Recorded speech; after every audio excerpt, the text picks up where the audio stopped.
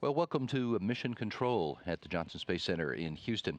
I'm Pat Ryan. I'm the Public Affairs Officer on the Orbit 2 shift here in Mission Control. And we just got finished with our International Space Station update program. Now we're looking forward to the opportunity to talk with you and find out what's on your mind today. I have invited along somebody who knows all of these things even better than I do. Tracy Colwell Dyson is a NASA astronaut who was selected for the astronaut program in 1998.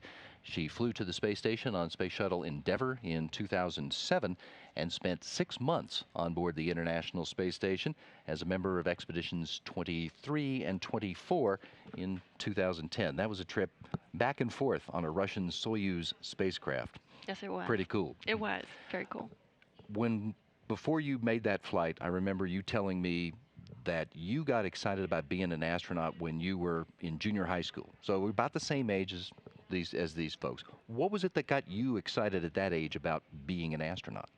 Well, at that age, I think it was all the trips that I took out into the desert with my family. We would ride motorcycles and out in the desert where there's no lights and a bunch of stars. I would lay out on my motorcycle trailer at night and just dream about being up there and wondering what it was like. And so I think that was really what inspired me to keep looking up into space.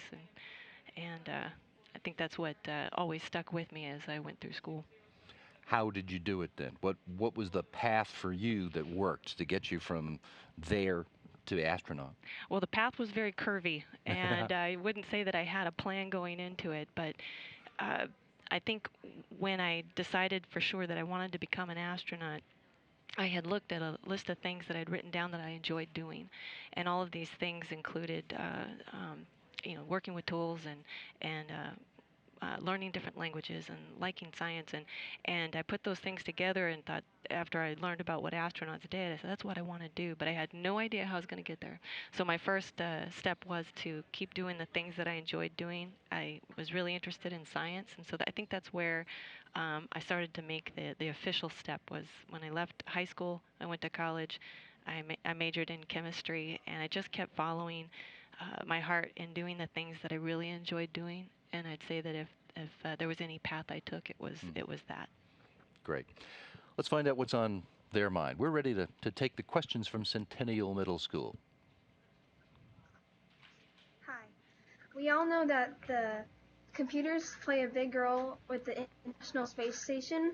So what do you do when a computer malfunctions, and how do you fix the problem? Well, when a computer malfunctions, we have several different types of computers on board the space station. We have the real serious ones that are the brains of the station. And when one of those malfunctions, everybody knows it, and everybody takes action. And I mean, from up on board the space station to here inside Mission Control, and even beyond the walls of this very room. So everybody pitches in to try to fix the problem. Plus, the computers try to fix themselves as well. We have redundant computers, so we have not just one but three, and they all talk to one another, the ones that control the station. And so when one decides it's going to go its own way, the other two kind of pitch in and help make decisions. And so we rely on that redundancy, we call it. And then we also have laptops on board that don't run the space station, but they help us do our work up there. And when one of those malfunctions or gets a glitch, we do the old power cycle. We turn it on and we turn it off, or we turn it off and we turn it on. And if we can't seem to fix it by that method, then we call our friends down here in Mission Control, and then they walk us through some pretty elaborate steps to regain the control we needed of our computers.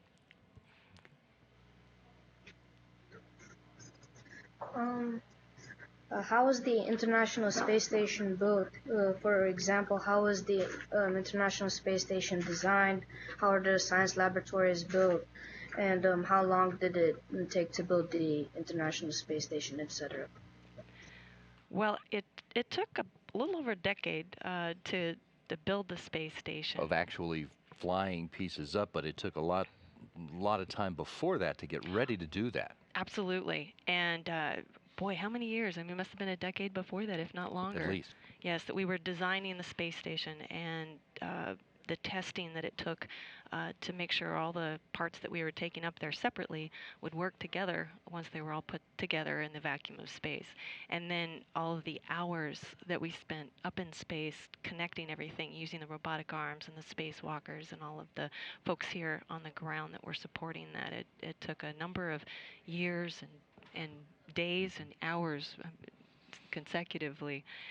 And what was the other part of that question? Well, we started flying pieces of the space station in 1998. Yes, The first piece was 1998, and the last shuttle mission to fly to it was in 2012. So, but there have been crew members on board the station for just over 10 years now. So it's, and even before any of those anything flew in space, there was a lot of designs. And in the case of this project, there were even redesigns as different partners were brought into the project. So it took a long time to get to where we are today.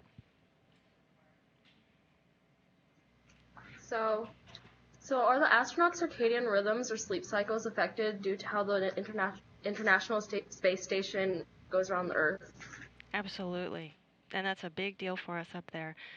So the space station itself, there are windows, but they aren't everywhere in the space station. So you can't necessarily see the sun go up and down unless you go to the window and look. But even if it did, the sun is rising and setting. What is it? 16 times a day, and so that kind of plays a role in your mind, at least, because you're used to seeing dark and light. So inside the space station, it's well lit during the day, and then at night we turn off as many lights as we can to help us to create a circadian rhythm. But it is difficult at first when you get there to adapt to just living on board and being in that environment. But yes, your circadian rhythm gets affected very much like when you travel abroad and you go far away and you're in a different time zone. It's very similar to that. Okay.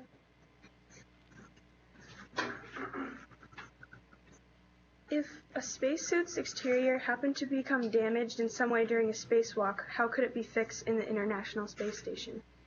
Now, you did some spacewalks on the International Space Station. What kind of training? What would you be prepared to do if if your suit became damaged during a spacewalk?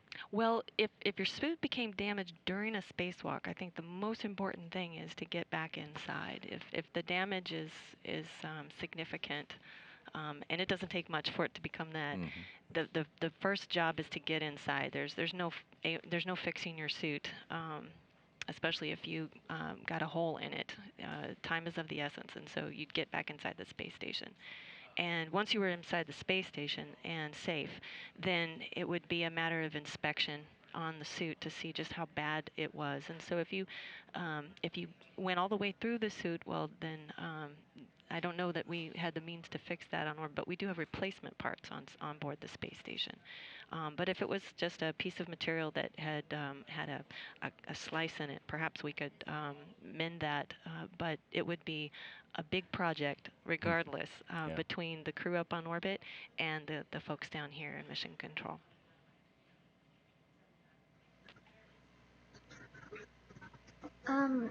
What do you miss most about Earth when you are in space? Oh, there's so much that you miss. First and foremost is your family, of course. But of the necessities in life, you'd really miss running water. Boy, when you're brushing your teeth, just never take for granted the water coming out of your faucet. When you have nothing else but a towel to spit it in, you begin to wish you had some running water. So I'd say that was probably the thing I missed the most.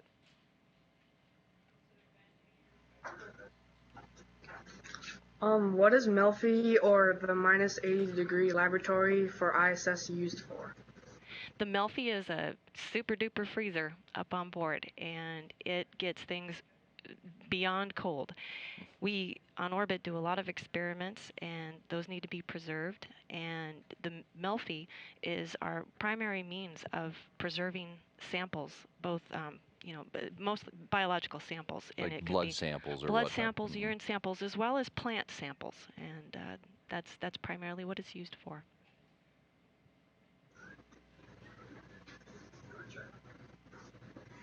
When you use the restroom in space, where does the waste go? Ooh, that's a good question. Out, I hope. Yeah. This is such a touchy subject, but I think I can describe it. We collect it, and we collect it in steel containers.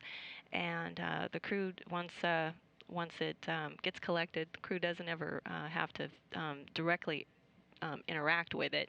It just gets collected in a big steel container that gets sealed up, and we collect those containers until the next disposal vehicle is available, and we load them on the disposal vehicle, and then that's how we get them off the space station. And that goes into one of the vehicles that are destroyed as they're coming back, right? Exactly. And that's the solid waste. The liquid waste actually gets recycled back on orbit. We've got a really slick environmental control system that takes not just urine, but also condensate and sweat and respiration. Takes the moisture out of the air. The moisture out of the air, yes, thanks. And it takes it through a filtering system, and then produces potable water from that. And it's not bad. Which is really very important too, because Yes. for future explorations, you can't carry with you all of the water that you're going to need. You got to reuse what you have. Absolutely. Yeah. So it's very encouraging that we have so much success with it on orbit right now. And it tastes good. It tastes good. In fact, I think most shuttle folks would agree that it's better than the shuttle water. I've heard that. Okay.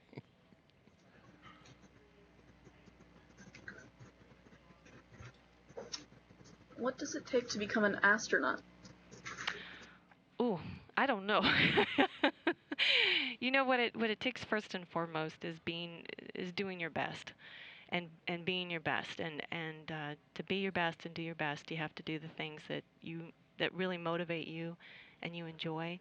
And when that's what you invest your time in, you invest more than your time. You invest yourself, and that brings the best out of you. And that's I think the way to become an astronaut. Now, right now we're looking for folks who are really good in the STEM areas, so science, technology, engineering, and math, and also all the sciences, biology, physics, chemistry, those kind of things. That's kind of where my background is. But the exact path, every single astronaut has a different story, and so it's really hard to put that in a nutshell and give you any kind of direction. But first and foremost, it's strive to be the best at whatever you invest yourself into. And the first astronauts that NASA ever had were all test pilots. They were pilots, and they flew aircraft that were being tested to see whether or not that were building aeronautics. But since then, we've had astronauts who have come to the job with all kind of different backgrounds: from chemistry, to biology. We have doctors, engineers, veterinarians, veterinarians, teachers. right? Absolutely, yes. The backgrounds are all varied, and it seems that as we go further into exploration, I'm sure the possibilities are going to be even greater in terms of pathways to get here. We'll need everybody. Everybody.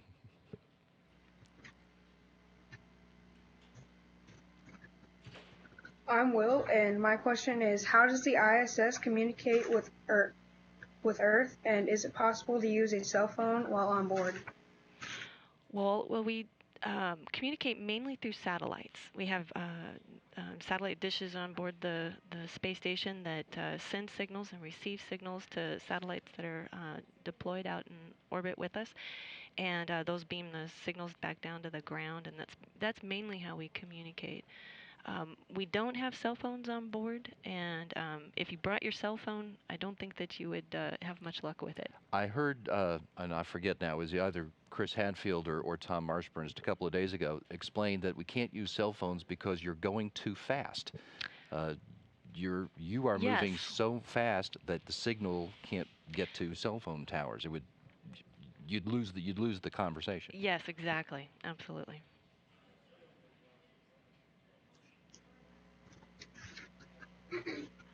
My name's Rebecca, and what would happen if an astronaut got like sick or injured while they were on the space station? Well, we'd take care of them, that's for sure. We have on each crew a person trained as the crew medical officer, and we have supplies on board to take care of, someone that's ill and even with minor injuries. If it was very serious, we'd have to bring somebody home. But we are pretty well trained. In fact, those of us that are trained as the crew medical officers actually go, and part of their training is to go into hospitals and emergency rooms and actually work on patients there. So we take it seriously, and we get training to a degree that prepares us for some of the typical types of injuries that we would be susceptible to on board. So cuts and sprains and other things like that.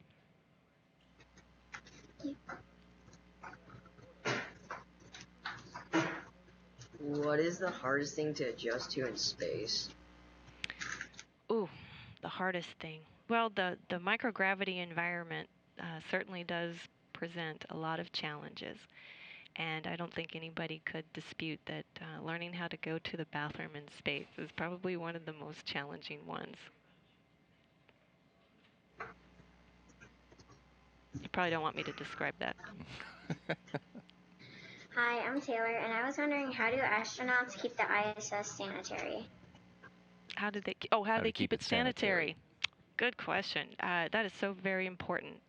The way we keep it sanitary is by cleaning it, and it's a job we do every Saturday, and it involves vacuuming, not just not the typical kind of vacuuming that you do at home. On the floor. On the floor. No, we don't do that. What we do is we have several vents, and there's a lot of air circulating through the space station because things float.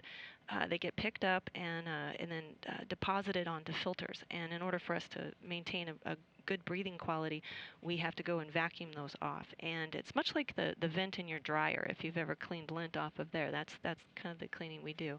But also handrails, because on orbit, you float, of course, and you don't use your feet as much as you do here on the ground.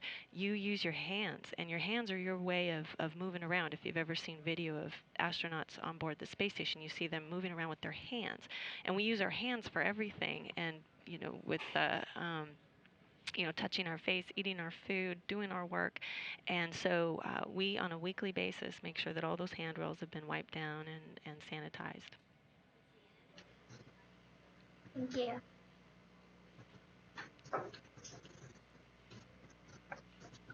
How does the International Space Station stay in place, and how does it have the ability to change its position in orbit?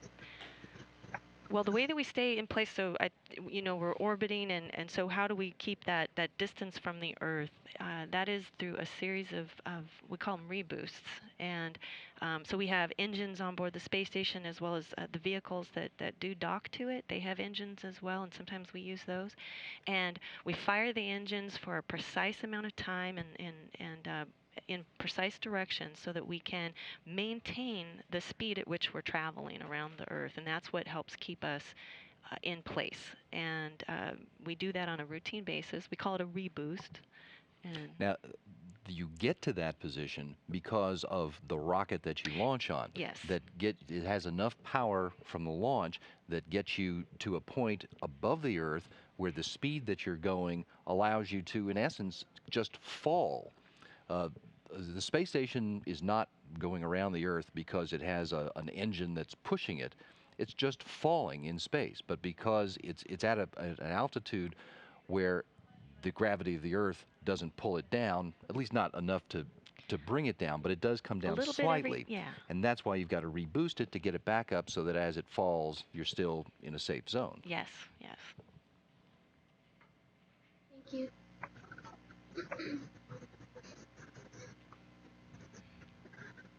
What was the worst problem encountered on the International Space Station, and how did the mission control team solve it? Well, during the time I was there, I would say that the worst was when our pump module failed.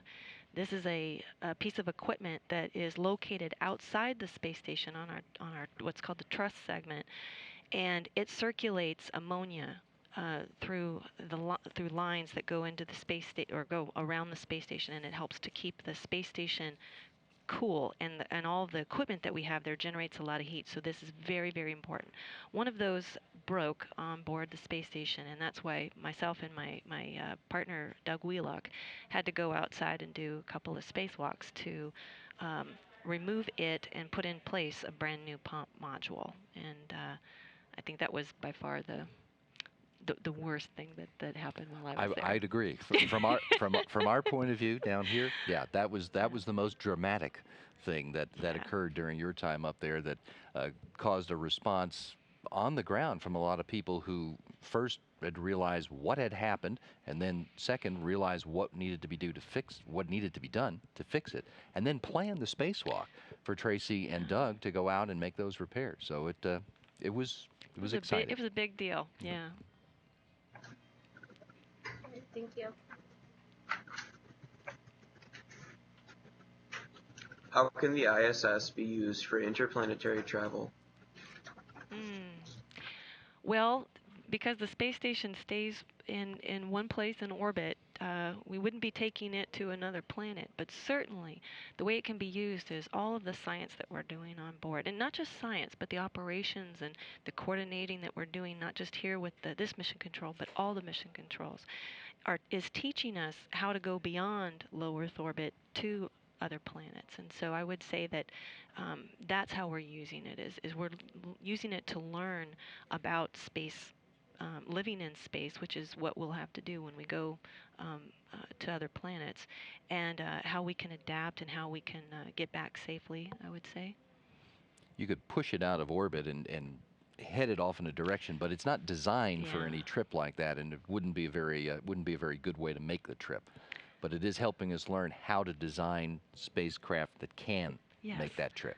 Yeah, and components of the spacecraft. And in fact, one of the science experiments I remember doing on orbit was looking at fuel tank designs, because it's not like here on Earth where you can rely on gravity to pull fuel into the engine.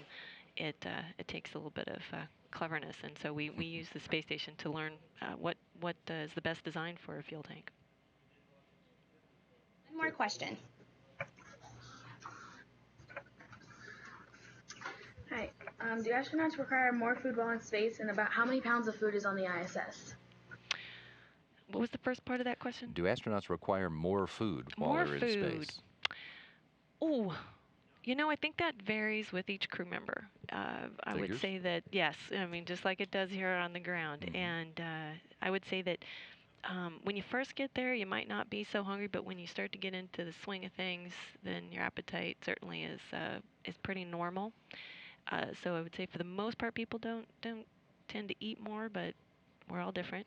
And how many pounds of food are up there? I do not know what that number is, but what I can tell you is that each crew stays on orbit just a couple weeks shy of 6 months, and there's enough food for them to eat not only breakfast, lunch, and dinner every single day, but there's also snacks up there and drinks, and that's not just for the crew that's on orbit at this time, but we also we call it staging food. We put food in place for the next increment so that it's there well in advance of them showing up. So I would say there is a lot of food.